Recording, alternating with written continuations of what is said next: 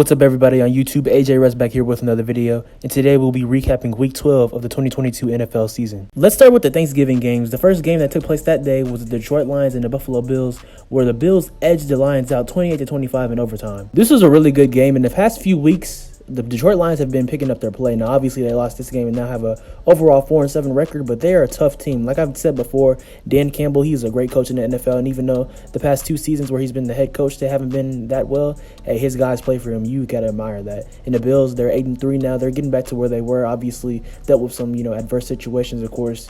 Josh Allen having that little UCL injury, and then just throwing a lot of interceptions the past few games, but they're playing better and they're picking things back up. Josh Allen had 253 passing yards and 2 passing touchdowns with 1 interception and 1 rushing touchdown. And on the other side, Jared Goff, quarterback of the Detroit Lions, had 240 passing yards for 2 touchdowns. Oh yeah, guys, before I move into the next Thanksgiving game, hope y'all had a great Thanksgiving as well, and happy holidays to everyone that's watching and involved. But the next game that took place on Thanksgiving was the Dallas Cowboys and the New York Giants, where the Dallas Cowboys won that game 28-20. Two NFC East teams, two NFC East rivals. The Giants now have a 7-4 record after losing that game. Now the Cowboys have an 8-3 record, both potential wild card spots in the NFC. But one thing about the Dallas Cowboys team, now obviously they had a dominating win in Week 11 against the Minnesota Vikings 40-3, but then they have games like this where they play kind of flat. They started off slow. The Giants had a lead earlier in the game, and then obviously the Cowboys came back to win this game, but it's really the consistency factor with this team, with the Dallas Cowboys. Dak Prescott threw 2 early interceptions in the game, but he ended up throwing for overall 261 passing yards and 2 touchdowns.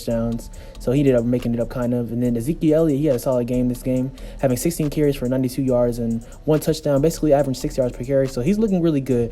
Him and Tony Pollard, they're going to be very essential in the success of the Dallas Cowboys going forward into the postseason and whatever run they make, because their running game really displays well, and then their passing game plays good in correspondence with that. The final Thanksgiving game that took place was between the Minnesota Vikings and the New England Patriots, where the Vikings won by a touchdown, winning 33-26, moving on to a 9-2 record. Vikings wide receiver Justin Jefferson showed why he's the best wide receiver in the game right now in the league, not only because of the individual performance that he had, having 9 receptions on 139 receiving yards and 1 touchdown, but also a milestone that he achieved, passing Hall of Famer receiver Randy Moss for most receiving yards in NFL history throughout a player's first 3 seasons. As of right now, Justin Jefferson is at 4,248 receiving yards on his young career, and really the only way is up for him. The Vikings definitely needed that win to bounce back after being embarrassed by the Cowboys like we talked about earlier. But on the flip side, the Patriots, Mac Jones, he actually had a really good game. He completed 28 of his 39 passing attempts, throwing for 382 passing yards and 2 touchdowns. He almost had 400 passing yards, so that's impressive, but it obviously wasn't enough. There was also a controversial play when people thought that Patriots tight end Hunter Henry caught another touchdown. He already had 1 on the game, but there was a touchdown that kind of, bumbled around in the end zone when he caught it, and they ended up overruling it, saying it wasn't a touchdown. Let's speed through some games like the Flash. So basically, the Miami Dolphins, they embarrassed the Houston Texans. They won 30-15, but the game really wasn't that close. At halftime, it was 30-0, and I think the Dolphins just let their foot off the gas. Tua Tagovailoa is showing why he's an MVP candidate, basically throwing for 300 yards, but he had 299 yards and 1 touchdown, connecting to receivers like Jalen Waddle and, of course, Tyreek Hill. I find it really funny now because it's how people were, talking about Tua before the season, saying there's so much pressure on him to perform and all that. Him and Jalen Hurts, but talking about Tua right now because he has an overall record of 21-9 as a starter. And this season, when he started and finished games, they're 7-0. They have not lost. So, hey, Tua's impact is felt heavy on the Miami Dolphins. On the flip side, no. Did you really think we were about to talk about the Texans? Nah. Next game. The Cincinnati Bengals beat the Tennessee Titans 20-16, and now they both have a common record of 7-4. I'm in the pocket like Joe Burrow. Hey, Joe Burrow is back. Obviously, his offensive line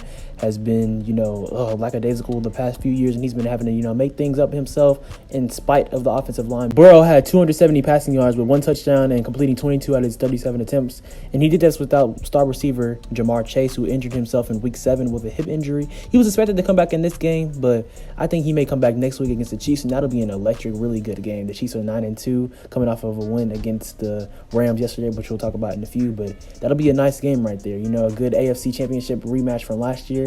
Hey, that'll be nice, some good old cold December football. Derrick Henry actually wasn't able to do much in this game. He had 17 carries, but only for 38 yards. Ryan Tannehill, he passed for 291 yards, but that wasn't enough, obviously, on the game. This game right here, I'm definitely going to get through fast, man. One thing I have to say about the Denver Broncos, man, I say on a constant week-to-week basis, it's just hard watching them, hearing about them after the early national TV games that they had, and, Broncos Nation, Let's Ride, and I was a fan of Russell Wilson. I still am because he's a great person, but it's proving week by week that he was a system quarterback. I mean, obviously seeing the Seahawks have success like they have been this season so far with Geno Smith, shout out to him. But the Broncos being 3-8 is absolutely unacceptable. They lost this game 10-23, struggling to score. Russell Wilson had 142 passing yards for 1 touchdown, and that's ridiculous because they extended him to a $250,000 contract this offseason, having $250 million.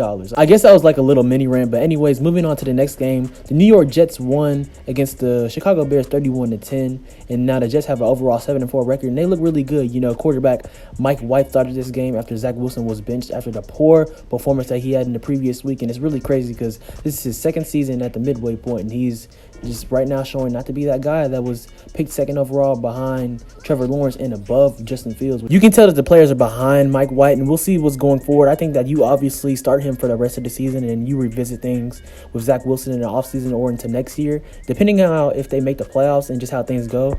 And also Garrett Wilson, you know, rookie wide receiver of the Jets, he had 5 receptions for 95 receiving yards, averaging 19 yards per catch, having 2 touchdowns, looking really good. So, hey, the Jets, I think they're going to make the playoffs as a wild card, be really good. You know, their AFC East team, that division is also doing well at the NFC East and the NFC. So, hey, the Jets are doing big things. And talking about the Chicago Bears real quick, my boy Justin Fields, I mean, he didn't play this game. Obviously, Trevor Siemian played because, you know, he dislocated his shoulder in the previous game, I believe. That's what happened to Justin Fields. But like I said, man, they just need to get things right around Justin Fields. The Washington Commanders beat the Atlanta Falcons 13-19, or should I say 19-13.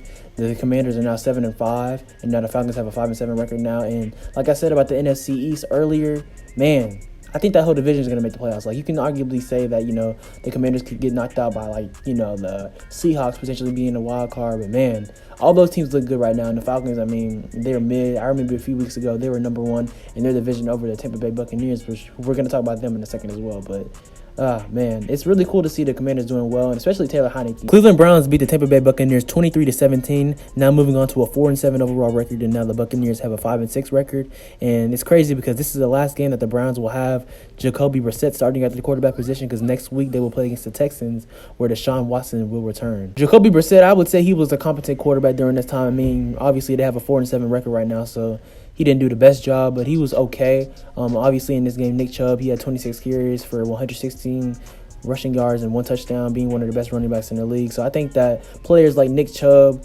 and, you know, players overall like Amari Cooper are going to get better off of Deshaun Watson coming back. Looking at the Buccaneers side of things, I mean, really they didn't do too bad. I mean, Tom Brady, he completed 29 of his 43 passing attempts for 246 passing yards, 2 touchdowns, and then Chris Godwin had 12 receptions for 110 receiving yards and 1 touchdown. I just don't think they have enough. I mean, Reggie White, he had 14 carries, 64 rushing yards, so that's not enough. I mean, they just scored 17 points on the game overall, so I don't know, man. This whole Todd Bowles era right now isn't looking as good right now, and I hate to say that, unfortunately. The defense is supposed to be one of the most elite defenses in the league, and just really the whole season so far has been a wash. One game we have to talk about real quick is that the Jaguars beat the Ravens 28-27 in a come-from-behind win. The Jaguars are now 4-7, and the Ravens now fell to a 7-4 overall record. And they've let numerous games go by this season after having a lead in the fourth quarter. I think this is the 3rd game so far this season that the Ravens have had a lead in the fourth quarter, and they just gave up the lead. It's tough because, I mean, they really had a position to win the game at the end with, you know, arguably the GOAT kicker of all time, Justin Tucker, kicking a 67-yard field goal, and it looked good for a second, but it ended up being 5 yards short. But anyways, moving past that, though, Trevor Lawrence, he had a really good game, passing for 321 passing yards, having 3 touchdowns, completing 29 out of his 37 passing attempts, so looking really good. Just really the things with the Ravens is the turnovers and defense right now. I mean, the Jaguars were able to just drive down the field on the Ravens, and then they had a late fourth quarter turnover, which didn't help. Lamar Jackson, he just completed half of his attempts passing-wise, having 1 touchdown for 254 passing yards, and he had 89 rushing yards. So, I mean, and also Gus Edwards, he had 16 carries for 52 yards, having 1 touchdown. Let's fly by a few games real quick. The Las Vegas Raiders beat the Seattle Seahawks 40-34. Then the Los Angeles Chargers beat the Cardinals 25-24. And the 49ers beat the New Orleans Saints 13-0. Not really too much there. Just to, you know, look like a relatively mid game. Probably the 49ers could have won by more, but, you know, it is what it is. The Saints, they've just been underwhelming this year, but for obvious reasons. The Kansas City Chiefs beat the Los Angeles Rams 26-10. And really throughout this game, the Rams actually looked pretty solid throughout this game. Their defense was holding up, even though they obviously lost the game by 16 points. But, the Rams didn't really have too much to play with. Of course, Matthew Stafford was hurt in this game, so they had Perkins play, and he completed just 13 out of his 23 attempts, passing for 100 yards, having 1 touchdown and 2 interceptions. I saw both of those interceptions. They were not pretty. And then Patrick Mahomes, of course, being the potential leading MVP candidate right now, I think, out of him and Tua. Let me know in the comments down below who you think the MVP is, but Patrick Mahomes completed 27 out of his 42 passing attempts, having 320 passing yards and 1 touchdown, 1 interception. Just an overall great game for, the whole team. Travis Kelce had a touchdown as well, having 57 receiving yards. So, hey, the Chiefs look prominent as ever. They're like that bug that you can't get away. People get tired of talking about them, but, you have to address them as being the AFC favorite right now. The Sunday night football game that took place was the Eagles and the Green Bay Packers, where the Eagles won the game 40-33. And in this game, we saw Aaron Rodgers get injured with what he thought was a punctured lung, but the test didn't show that. But we saw Jordan Love come in, and, man, it's been a controversial thing to talk about. But with the Packers, soon to be mathematically eliminated from the playoffs because, this season has been disappointing, and this is now their 8th loss that they sustained. It's been a spark of conversation if maybe Jordan Love should get a shot at just seeing what potential he had. We can talk about what happened in the game. The Eagles are obviously the more dominant team now, having a 10-1 record. And at first, at the game, they were slipping up a little bit. I know A.J. Brown, he had a early fumble that he had in the game where the Packers returned it, not for a touchdown, but returned it for some good field position. But anyways, elaborating more on that, I think that Jordan Love, you have to see what you have. You did spend a first-round pick on him. Obviously, that's your fault. The last game that we have to talk about was the Monday night game between the Steelers and the Colts, and the Steelers won that game 24-17. They essentially have an identical record now, the Steelers now being 4-7, and the Colts being 4-7-1 with that tie that they had earlier in the year against the Texans. With Jeff Saturday being the interim coach for the Colts, I think that the Steelers had a game plan in, knowing that the Colts wanted to run the ball and play the game through Jonathan Taylor, who had 20 carries for 86 yards and 1 touchdown, but usually he's good for a 100-yard-plus game. So this game he didn't have that, and the Steelers did a good job with that. Matt Ryan had 199 passing yards for 1 touchdown and 1 interception, and then rookie quarterback of the Steelers, Kenny Pickett, had 174 passing yards. He completed 20 of his 28 attempts, so he had an efficient passing game. He didn't throw any touchdowns, but he still was efficient. Najee Harris came out the game earlier in the game. He had a touchdown, hoping that he's okay.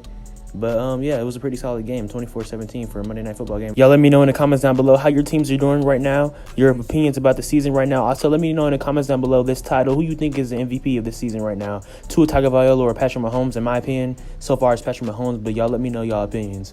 I appreciate y'all always for watching. Make sure to like, comment, subscribe, and turn on post notifications. Follow me on Instagram and Twitter at SwaggyRuss, and also on TikTok at SwaggyRuss02. We're almost to 1,000 subscribers, and I'm going to keep grinding and posting more content for y'all. I appreciate y'all. Happy holidays, almost Christmas season. Yes, sir. Most wonderful time of the year. Appreciate y'all always.